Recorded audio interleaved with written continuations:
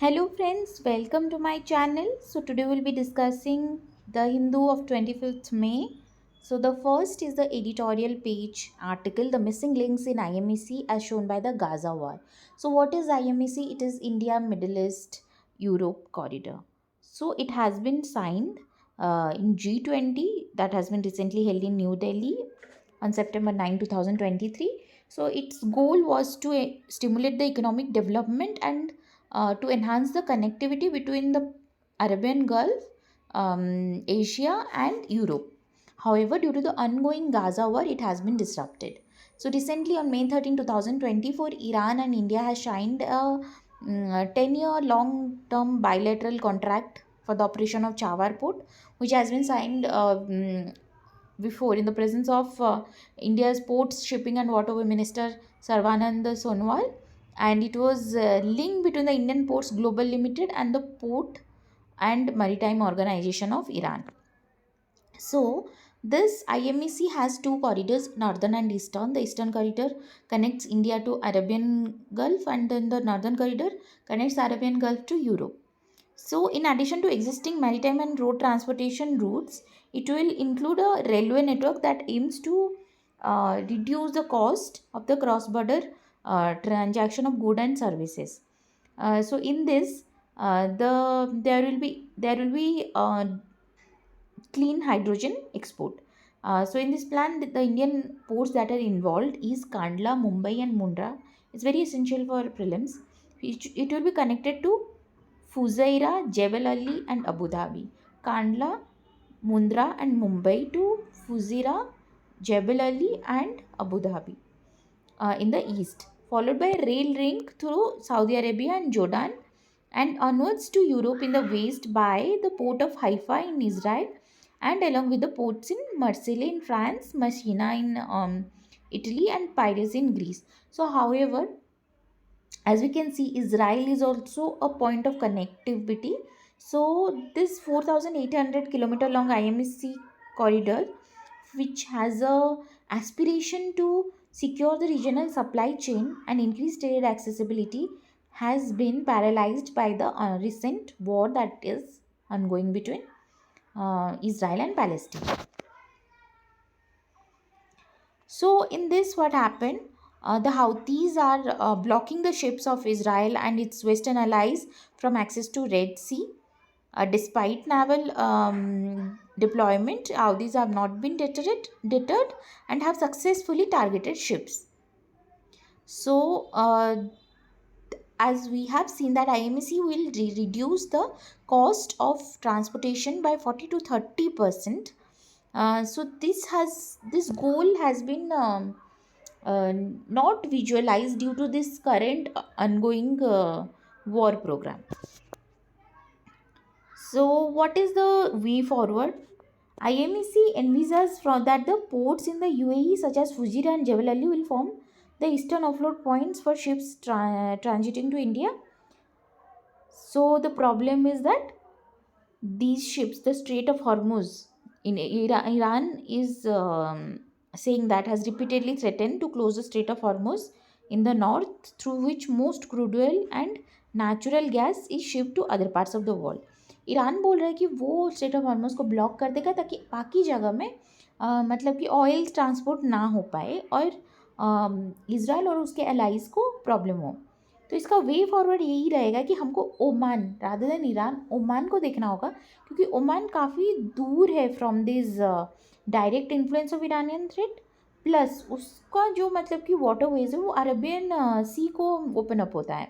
तो इंडिया और ओमान की कनेक्टिविटी भी अच्छी रहेगी, प्लस ये डायरेक्ट लिंक और क्लोजेस्ट लिंक है in India.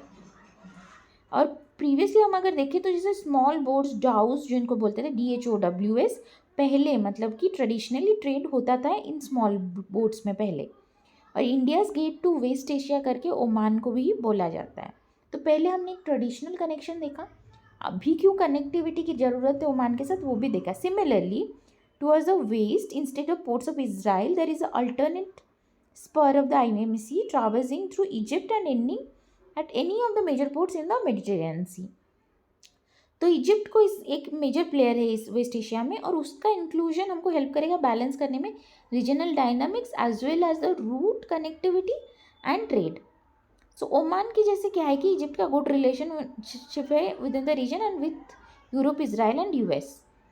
So, with the inclusion of Oman to the east and Egypt to the west, the IMEC can be made safe from disruption from future conflicts and can therefore be considered vital to plug the critical missing links in the current structure of IMEC. IMEC futuristic है, path breaking है, but there are certain disruptions, certain future disruption that cannot be foreseen. So we must be ready to alternate the routes and change the plan according to the ongoing situation. Secondly lower voter turnout scenario के बारे में, तो इसमें ज़्यादा नहीं, यही हम बोलेंगे कि लोअर जो वोटर टर्नआउट हो रहा है उसके कई रीजंस है. उनमें से एक वोटर इंडिफरेंस भी हो सकता है, एक हो सकता है hot weather, job loss, price rise and voter disenchantment भी हो सकता है. तो या फिर डेमोक्रेसी में ज्वाइन करने की जो अवेयरनेस है वो काफ़ी लोगों के पास नहीं है. और हम अगर देखें तो इस बार डिक्रीज 6 टाइम्स डिक्रीज हुआ है वोटर टर्नआउट में. और एक आर्टिकल है, India must continue to oppose unregulated tourism in Antarctica. अभी डेलीगेट 60 कंट्रीज से आके 46th Antarctic treaty consolidated meeting जो कि कोच्चि में होने वाला है उसके लिए आए हुए हैं. तो एक एनुअल अफेयर है, एनुअली ये जो consultative Antarctic treaty consultative meeting हो रहा है. 60 कंट्रीज़ आ रहे हैं, इंडिया भी इसका मेंबर है. तो 60 डेलीगेट्स आए हुए हैं, 60 कंट्रीज़ हैं डेलीगेट फ्रॉम ओवर 60 कंट्रीज़. लेकिन कंसल्टेटिव पार्टीज जो हैं या 29 कंट्री है वो इसमें वोट कर सकते हैं about the management of the continent. Other attendees our country with a non voting observer status.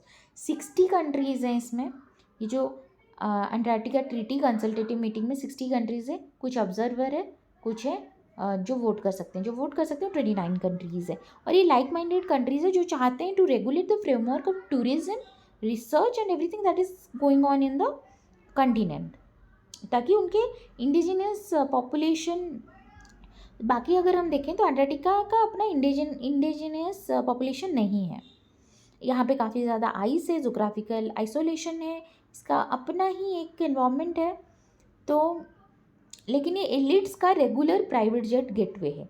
इसके ये अल्यूरिंग है, there is lot of natural beauty, but काफ़ी ज़्यादा टूरिज़्म की वजह से इसको इस अंटार्कटिका को प्रॉब्लम हो सकता है. तो इसको मतलब कि वेल्दी ट्रैवलर्स का वाइल्ड साउथ बोला जाता है. रिपोर्ट्स अभी बोलते हैं कि number of tourist exceed scientist. So this can cause pollution, this can cause traversing the areas, trespassing the areas that are not allowed for tourism much. तो India Antarctica bound tourist minimal है. This could very well change in the days to come thanks to growing lopsided prosperity and the Instagram era. So while a proponent of proposal, India must be wary of any deal that could undercut future opportunities for tourism. तो यहाँ पे बोल रहे हैं कि India को देखना चाहिए कि वहाँ पे टूरिज्म कंट्रोल्ड हो, बट इतना नहीं कंट्रोल्ड हो कि उसको मतलब कि वहाँ पे टूरिस्ट जा ही ना पाए या फिर इंडिया को कोई प्रॉब्लम हो. बायोडाइवर्सिटी भी बचे प्लस सस्टेनेबल टूरिज्म भी हो पाए, इसके बारे में ये है.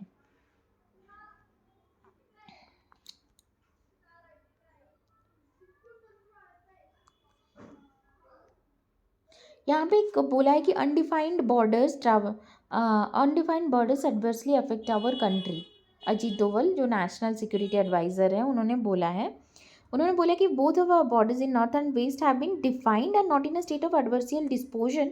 India's economic progress would have been faster and more secure.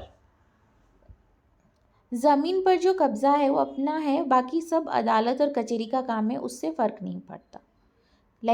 आप मतलब कि देखिए बॉर्डर डिफाइन नहीं है तो ट्रेसपासिंग, टेररिज्म, ये सब की ज़्यादा चांसेस हो जाता है.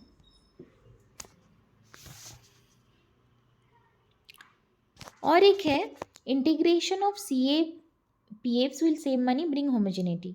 इन्होंने बोला है कि सीएपीएफ को अगर हम आर्म फोर्सेस के लाइन में उनको ट्रेन करें तो काफ़ी ज़्यादा बेनिफिशियल होगा, क्योंकि हमारी सिक्योरिटी सिचुएशंस काफ़ी लार्ज है, तो इंटरऑपरेबिलिटी बहुत ज़्यादा फ़ायदेमंद हो सकता है।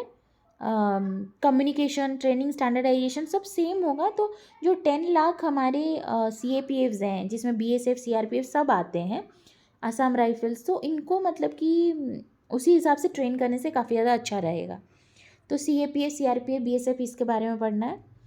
बाकी B S F is primarily deployed along the Pakistan and Bangladesh borders, जहाँ पे लेफ्ट विंग एक्सट्रीमिज्म है।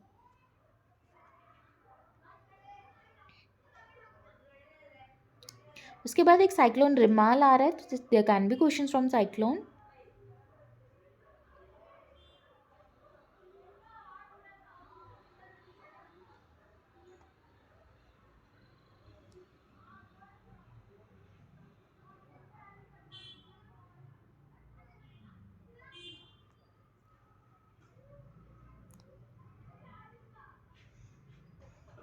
Next, India's 400 million casual labor market needs a structural shift।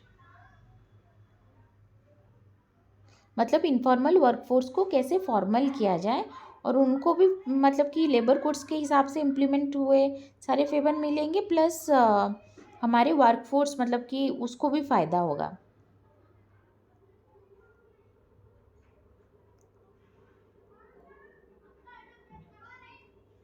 तो अभी जो अजरबैजान और आर्मेनिया में जो नगोर्नो कराबाख रीजन में जो प्रॉब्लम्स चल रहे थे, लेकिन अभी आर्मेनिया ने 4 विलेजेस अजरबैजान को दे दिया है।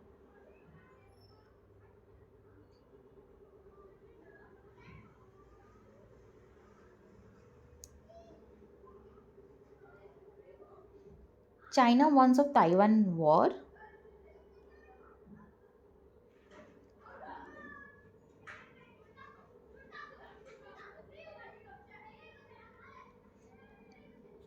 I think that's all for today's news. Thank you.